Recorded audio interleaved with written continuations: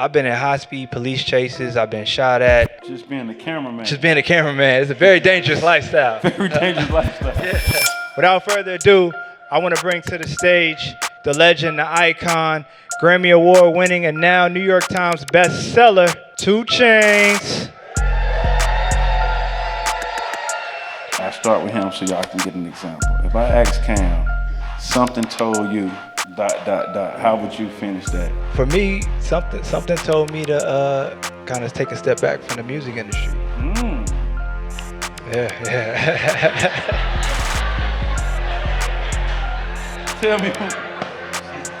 me more. Tell us the story of how the first album cover came about. First album that everybody knows is based on a true story, the Boats album. And this was before a lot of creatives knew who Virgil was. We sit down and Virgil pulls this cover from Bruce Springsteen, Born in the USA. This white dude, he got on some jeans. I don't know if they Levi's. Damn, they got a rag hanging out of his pocket. But he felt like that was a very iconic, image. And ultimately, we did a photo shoot for my cover where you see the black shirt with the 2 Chainz that's, followed my whole career. It was all Virgil's idea. All right, man, let's give it up for 2 Chainz one time. Thank you. Thank you.